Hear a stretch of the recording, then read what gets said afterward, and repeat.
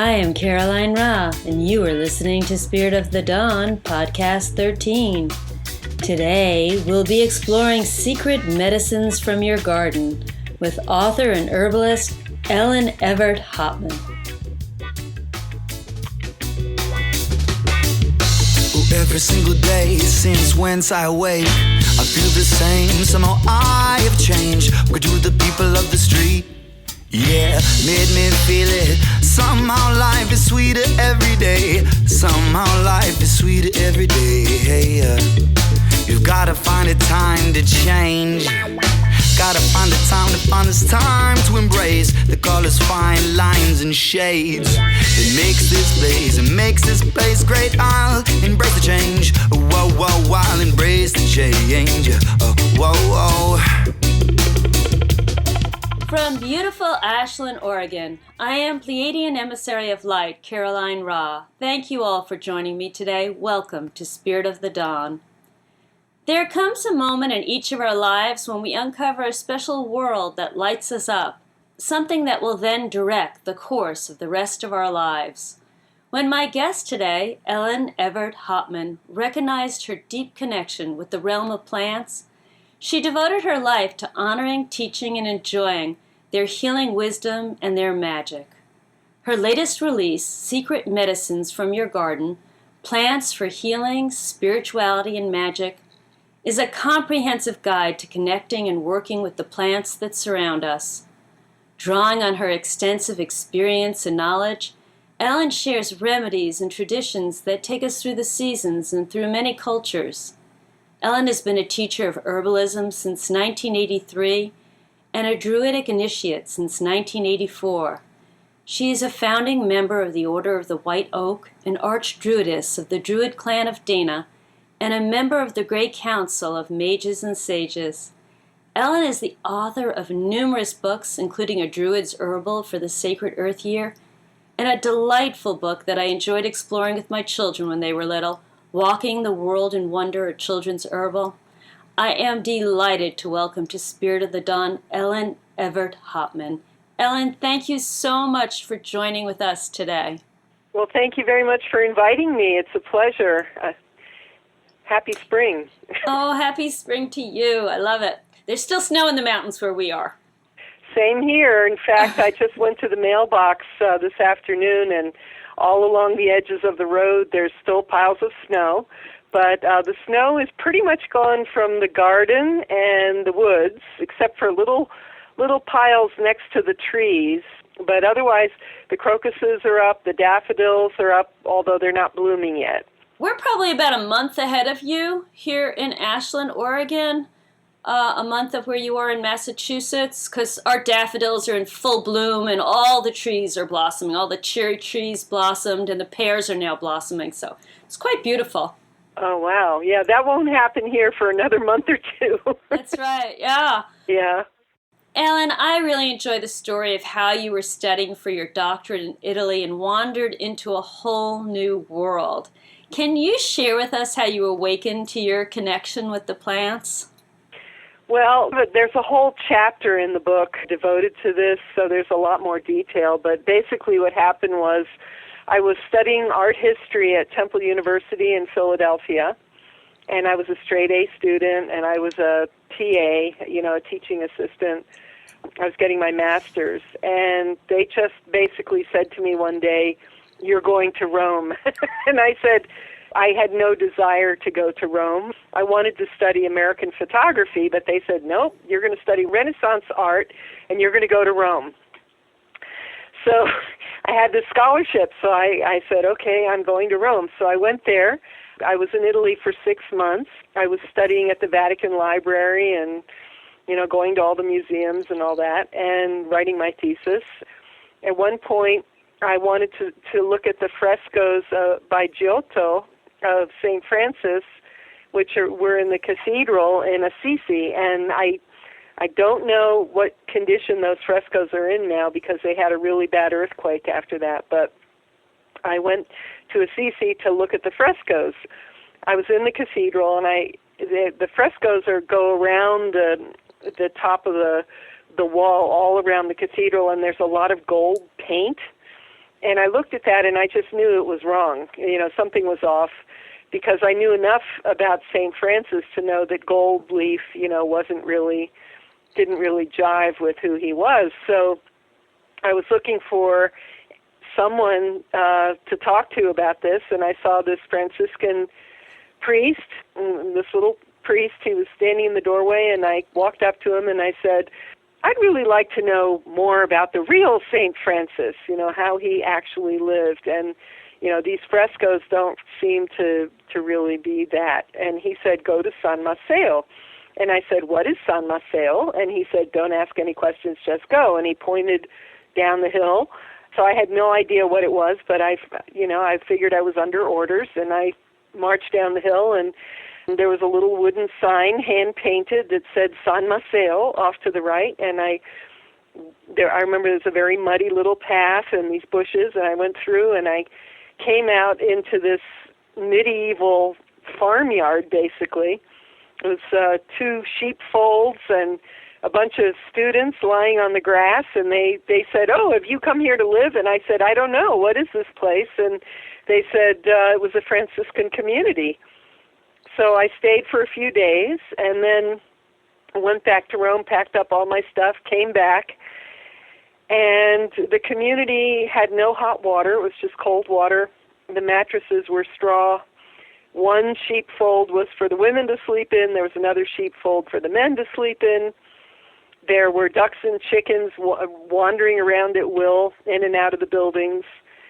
Bread was being baked in a big stone oven. There were fields for vegetables. We went to Mass twice a day. Wednesdays, we were supposed to fast, not have anything. You could have water and you could have herbal tea. That was it. And you were supposed to take off and walk and have no plan. It was called a day in the wilderness, or wandering in the desert.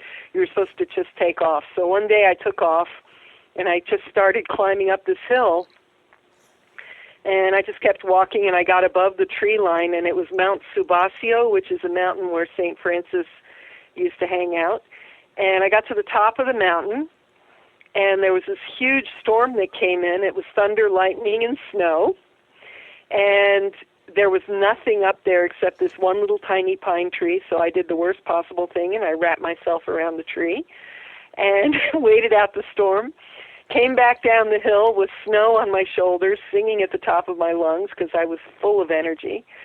Down at the bottom of the hill, across the street from San Maceo, is San Damiano, which is the church that St. Francis built for St. Clare.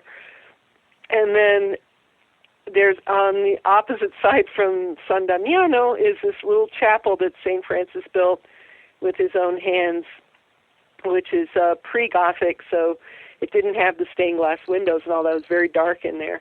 So I went into the little chapel, and I was all alone in there. I sat down in the dark, and I basically heard this voice, and it said, everything you've been doing up until now was for status and intellect and to please your parents.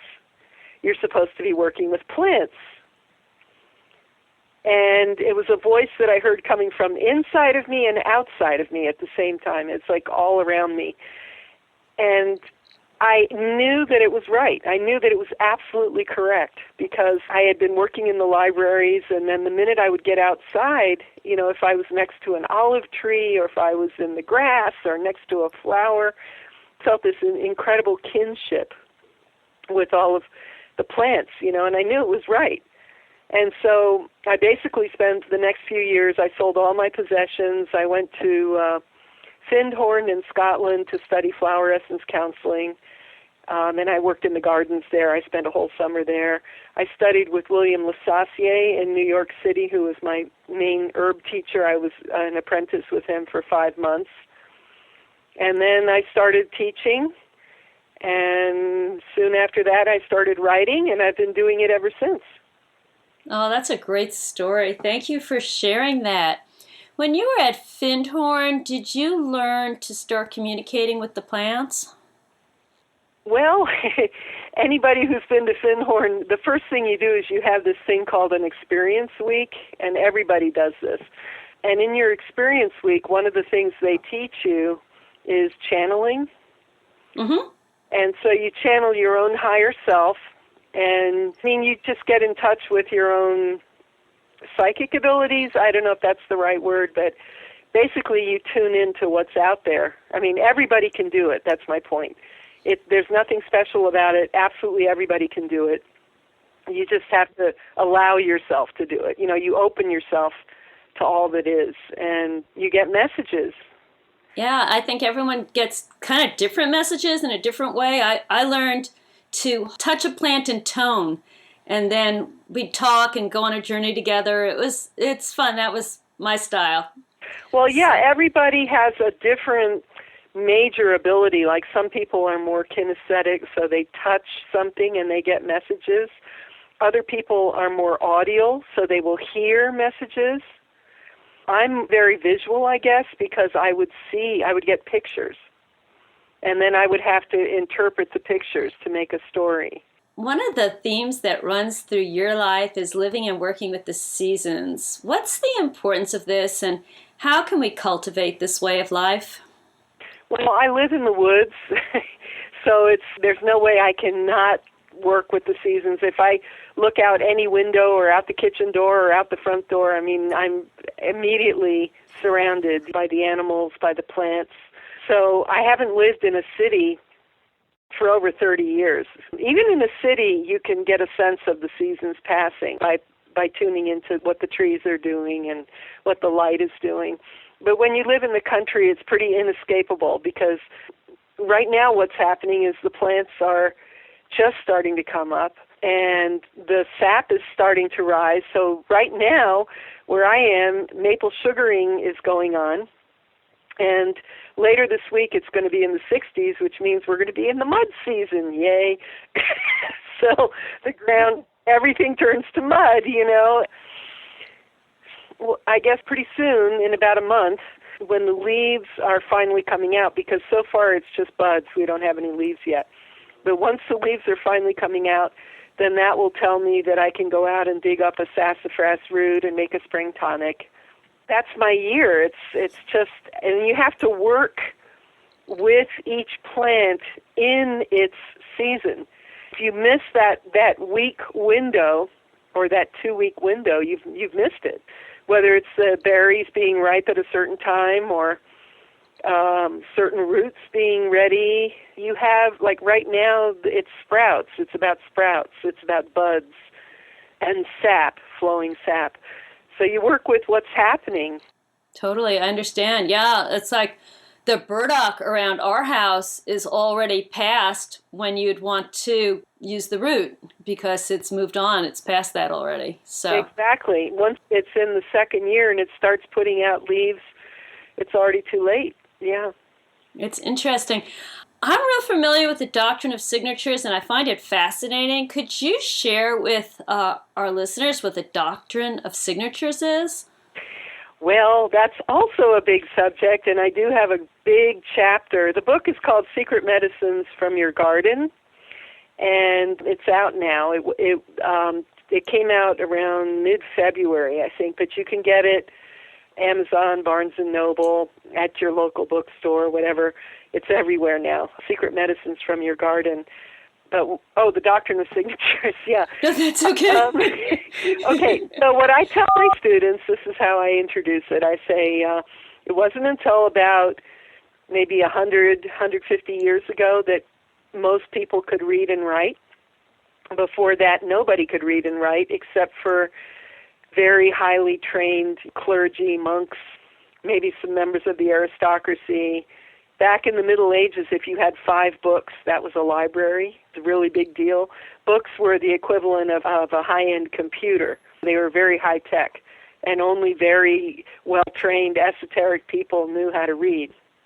How do you pass on herbal wisdom when you can't go to the shelf and look something up, and you can't Google it, and you can't go to a bookstore and buy a book, and you can't go to a library because there is no library? So how do you do this? So there were 2 ways. One way was to create stories The first rowan tree. How did the first rowan tree happen? Well, this guy went to the land of Faerie, and he stayed there what for him felt like a day, but to everybody else it felt like 7 years. And he knew, he was wise, and he knew not to eat anything there, but he put some berries in his pocket. And when he came back from the land of Faerie, Tir na no, he emptied his pockets, and these red berries fell out, and they landed on the ground. And that's how the first rowan trees came to Ireland. So, okay, so what does that tell you? That tells you that this is a very special tree, that the berries are important, and you got to know about this tree. You know, it belongs to the land of Faerie. And everybody who ate the berries ever after was healthy, wealthy, and wise. What does that mean? The berries actually have more vitamin C than lemon. Wow. And people, you know, in the Highlands of Scotland, that was their medicine. They made a syrup with the rowan berries and apples and honey. So it had more vitamin C than lemon. And if somebody had bronchitis or the flu or a cold, that's what they got. And they noticed that the people that ate the berries survived. The people that didn't eat the berries didn't live very long. So that must be a very special tree. So that's one way to pass down the information. So anytime you notice that a culture has a sacred tree or any kind of a sacred plant, that means that that particular plant has profound practical applications for that culture, you know, for food, for medicine, you know, something very practical. So that's one way. The other way was something called the Doctrine of Signatures, which was developed in the Middle Ages, again, for people who couldn't read.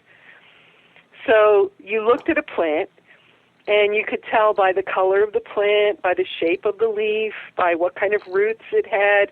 Was it growing in the shade? Was it growing in the sun? That would tell you exactly what part of the human body it was for. So things that grew in swampy areas were good for wet conditions, you know, sweating, urinary tract, kidneys, because the swamps are the wet areas of the earth, which correspond to the wet areas of the body. Things that grew in bogs were good for the bowels, like iris root, you know, things like that. Things that grew in the sun would bring heat into the body. Things that grew in the shade, like peppermint, things like that, would be cooling to the body. I mean, every plant has its signatures, so there's quite a lot to it. But I have a big chapter in there. Oh, the book's amazing. It's totally amazing. I couldn't put it down when I received it. I just actually could not put the book down. It had all the information I was looking for. A lot of it is what I teach. That's the class that I teach. I have this 6-month course that I teach every year here in Massachusetts. And what I finally decided to just take everything, almost everything, not everything, but you know, a lot of what was in the 6-month course, and I put it in the book. That's really neat. It's a beautiful book. It has some beautiful color plates also in it, and so much information. It goes into so many different areas, some areas which I really never knew about. You have a chapter on animal spirit medicine with the different animals. Is that a Native American tradition? Yes, it is. I learned it originally from Matthew Wood, and it's an Ojibwa tradition, and I gather that he learned it from an Ojibwa teacher. Like the Doctrine of Signatures, it was just another way of classifying plants and passing down the information. You know, for example, snake medicine. I mean, I've been able to identify some snake medicines on my own just because I knew what a snake medicine was. A snake medicine is an herb that's going to go into your body and clear out poisons, whether it's from a blood infection or a snake bite, you know, something like that. I mean, echinacea would be a good example. So that would be called a snake medicine, you know. A bear medicine would be more oriented to the stomach and the digestive tract. OSHA, you probably know OSHA. It's called bear medicine. That's one of the names of it, because that's what the bears eat before they hibernate. And it's also what they eat when they come out of hibernation. And what it does is it And I've actually eaten it before going into a fast and when coming out of a fast. That's very traditional Ojibwa thing to do. But Osha is becoming endangered now because of overharvesting, so that's very bad for the bears.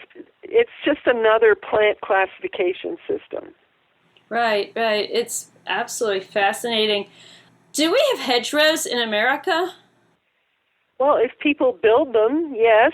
It's a very, very European thing, but I gather that Americans are doing it. You usually see them in Europe. Basically what a hedgerow is, you take a plant, and it could be a tree or it could be a flower, it could be something like lavender even. You make a raised mound. It's kind of like a low wall of dirt, and then you lean rocks against the base so that it doesn't collapse, because if you just have a mound of dirt and it rains, the whole thing's going to melt, So you and it also keeps animals from burrowing into it. So you line it with flat rocks usually, and then you plant your different bushes or trees or herbs, and you make a row. It's a hedge, but it's a consciously created hedge. So what I did in the book was I listed hedge plants. I looked for plants that would have flowers in the spring and then fruits in the fall, because that way they're beautiful all the time, and that would be medicinal and or edible. That's what I was looking for. And then I also list the magical properties.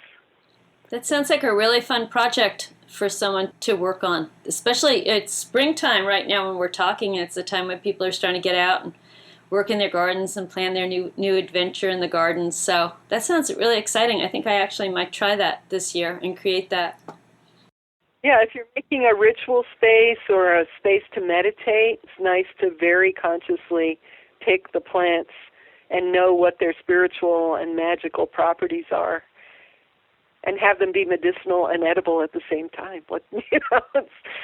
Right, and beautiful also in all different ways. Trees are our teachers if we're open to listen, and you have a very special connection with oak trees. Can you talk about oak trees in your life? Another big subject. All these things are big subjects. I have another book out. It's called A Druid's Herbal of Sacred Tree Medicine, and I have an entire chapter devoted to oak in there. Okay. Yeah, that book is organized around the ancient Irish tree alphabet, which predates the Roman alphabet. And the ancient Irish tree alphabet, all the letters are trees. So instead of A, B, C, D, E, F, G, it's rowan, oak, willow. Those are the letters that they wrote with. And so the book is the ancient tree alphabet, and then I go into the medicinal and the spiritual. And it's all based on actual tradition. I didn't make any of this up. It's all traditional stuff. But I think of oak trees, it's practically a sermon. For a Druid, an oak tree is kind of the equivalent of what a cross would be for a Christian, or an Ankh for an Egyptian practitioner, or a Star of David, for a Jew. We carry acorns in our pockets to remind us of the oaks. That's how important they are.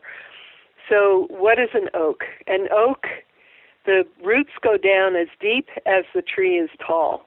So first of all, it's a symbol of balance, and it's a way of being in the world where you're rooted, you're fully rooted, but you still have your head in the clouds at the same time. So you're not spaced out, you're not airy-fairy, as they used to say. You're grounded, but you have your head in the clouds. And oak trees, they offer food in the form of acorns. They offer shelter. Most of our houses are made of oak and have been for thousands of years. They offer warmth. They're fabulous firewood. Ash is a little hotter. Up north in Scandinavia, it was ash. In the middle of Europe, it was oak. They offer medicine. The leaves and the bark are medicinal. And so that's the aspiration of a Druid, is to live like that, to be grounded and prosperous enough so that you can feed the people, heal the people, shelter the people.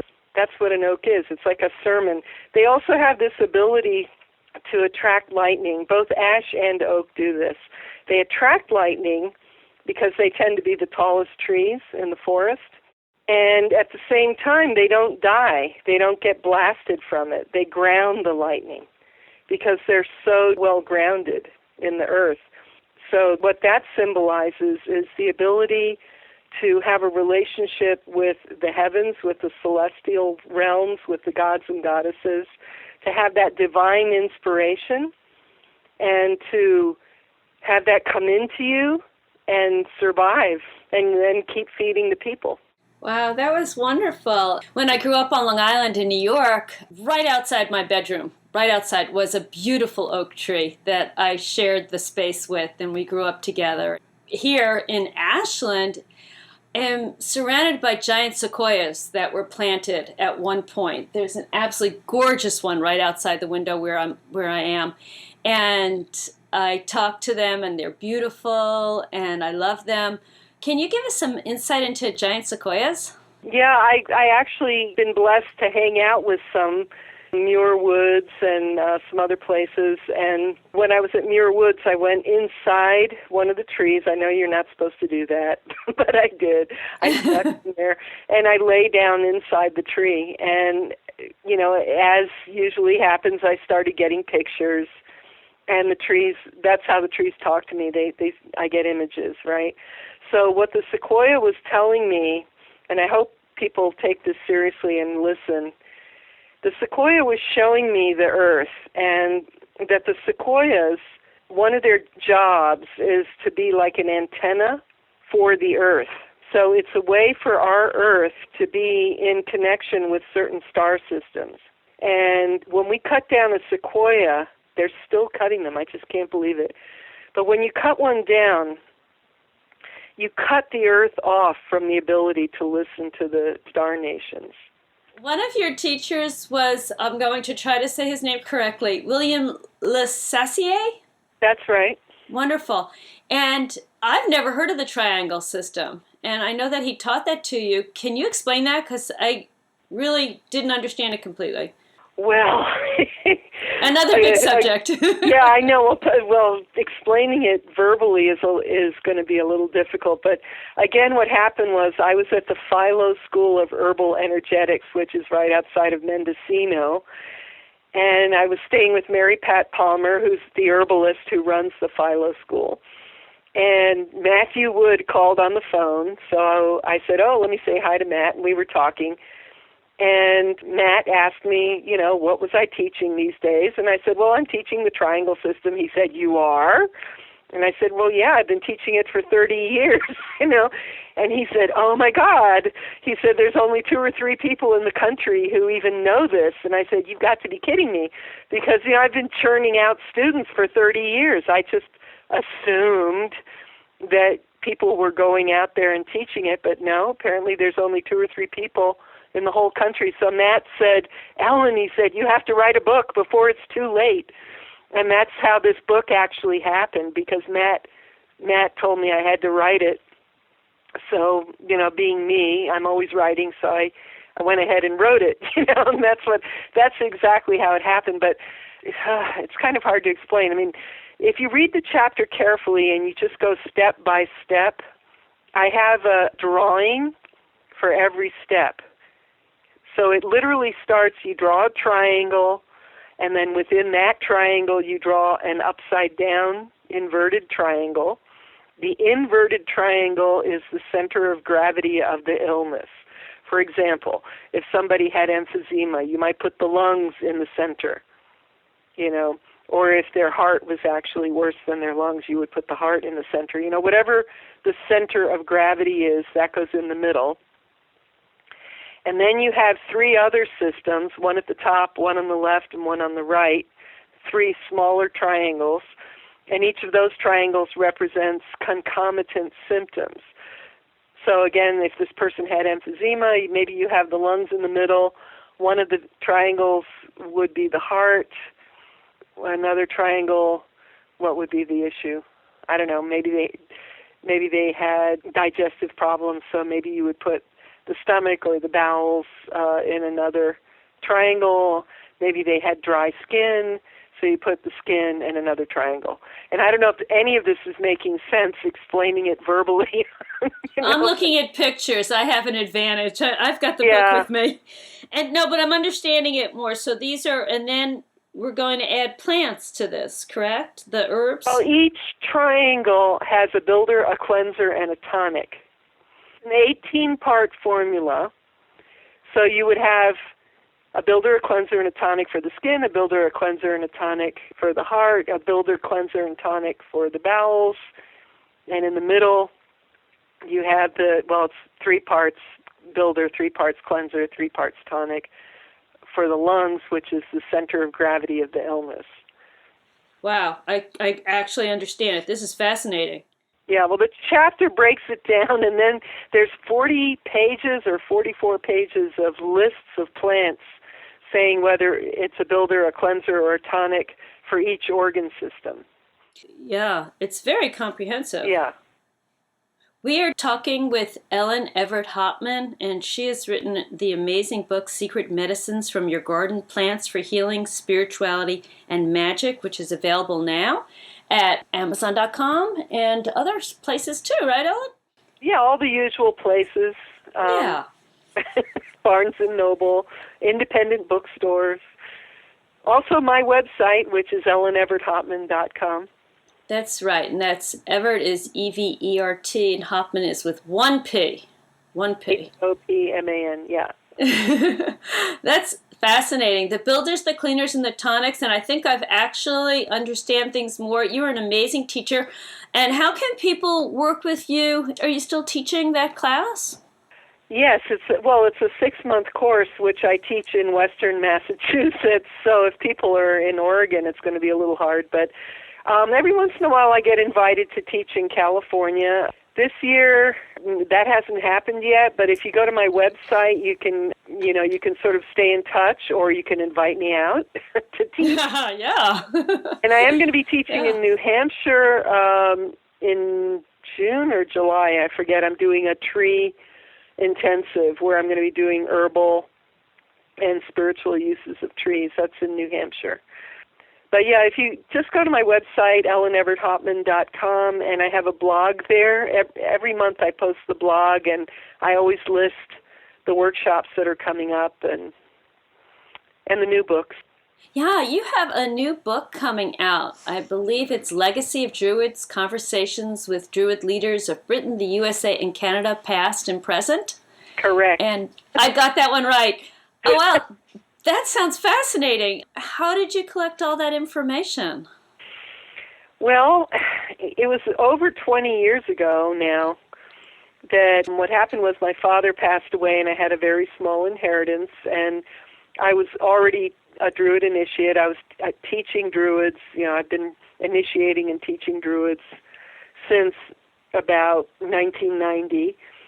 And I thought, well, if I'm going to be teaching Druids, I really need to meet the Druids on the other side of the pond, in Britain and Ireland and places like that.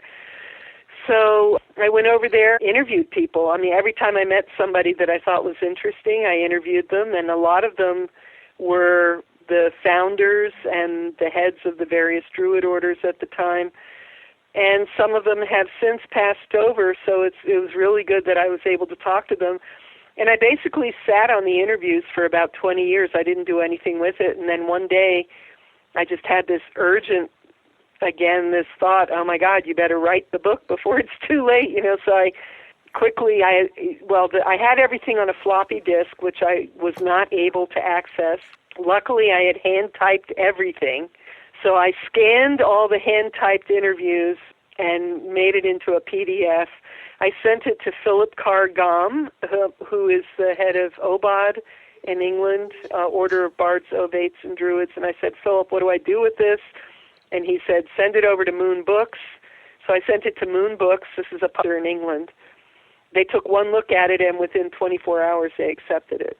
Oh, that's fantastic. Yeah, I don't know what I was waiting for, but apparently, I don't know. Anyway, so it's coming out in just a few weeks. But I already have some copies that you can order from me through my website, but it can be pre-ordered on Amazon and I think Barnes & Noble, but I know on Amazon. And then it's officially coming out end of April. And that's April 2016. That's fantastic. Yeah. That is wonderful. Before we close, I really want to talk about Walking the World in Wonder, which when I raised my kids, we had 2 acres in a wetlands, and we spent a lot of time outside in the woods, and I loved this book, and it was so enjoyable. Did you enjoy writing this book? Yeah, that was quite a while ago. But I do want to say that book is a great favorite of the homeschoolers, Walking the World in Wonder at Children's Herbal. What happened was I was asked by a camp, they said, can you come up with a project for kids involving plants? So I thought about it, and I was trying to come up with something simple because it was for little kids. So I went out in the backyard and I picked dandelions and maple leaves and all kinds of different things, and I simply ran them through the Xerox machine. And I had, it was like a little game, it was a little life list, and everything was listed, and you were supposed to check it off every time you found one. So the first page was, dandelion, and then I talked about what it was good for, and then I said, can you find me? And then they would check it off, right? So that game, it went over very well. And I said, well, gee whiz, I might as well make a book out of it, And Stephen Foster, Inner Traditions Hiredster, who's this fabulous photographer, and he came up with beautiful photographs. And the book is designed for parents and teachers to work with kids to teach them the basics of medicinal plants, and the parents and teachers will learn about it too. And there's a smiley face if you can eat the plant. There's a frowny face if you can't. And if it's not edible, I tried to do suggestions like make a collage, things like that. But as I said, there's 75 different projects in there. I think that's why the homeschoolers really like it, because the teacher works with the child and they learn together, or you don't have to know anything. In other words, it takes you through it. So really simple things, simple teas or making herbal honey, things like that. I did use it as a homeschooling parent. My kids were homeschooling at that time in Connecticut. And it gave us fun activities, and I think it made the kids more aware of the seasons and what was out there in the yard. It's another book that's divided up by the seasons. So the herbs of spring, the herbs of summer, herbs of fall, herbs of winter. Yeah.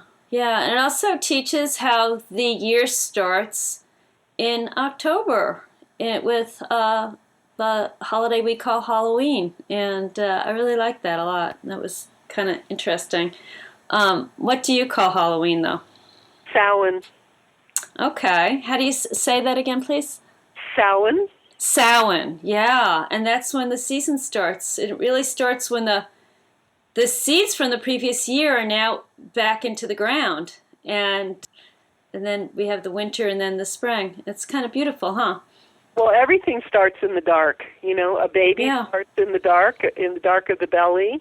A plant starts in the dark of the earth. Everything starts in the dark. That's something our culture has forgotten, In ancient times, the day began in the evening. That's when the day began. So the beginning... Oh, wow. Yeah. Right. So a festival went from the evening of one day to the evening of the next day. That was the festival. And in the Jewish tradition also. Well, there you go. Yeah, it would be Erev, the time before, the evening before would be the beginning of a holiday, and now I understand why. That's really interesting. Well, Ellen, you are absolutely fascinating. We have had a delightful time today speaking with Ellen Evert Hopman, author of many books, including her latest release, Secret Medicines from Your Garden, Plants for Healing, Spirituality, and Magic. I highly recommend visiting elleneverthopman.com to learn more about Ellen and her work. I'm hoping you can share some closing words of wisdom with us. What I keep thinking about is just we have to be in relationship with the earth. It's like what you were talking about, paying attention to the seasons. Pay attention to what's happening to the plants around you, to the animals around you, to the water. it's serious. We really can't play around anymore. We have to really pay attention. And if we notice that something is going on that's causing pain or causing things to die or to be sick, get on the phone, call your legislators, start petitions, do things. We have to get very active. Thank you, Ellen. I'm looking forward to having you back on the show because we never even got to talk about bees at all, and there's so much more to discuss. Would you come back sometime? I'd really love that. Of course. I would love to. Thank you. That would be great. Thank you so deeply, Ellen, for joining us today on Spirit of the Dawn. I wish to express deep gratitude to Brian, Zach, and Synergy for the use of their song, Embrace the Change. I thank all of you for joining with us today and invite you to visit spiritofthedawn.com for more inspirational interviews. Sending love from my home to yours, I am Pleiadian Emissary of Light, Caroline Ra.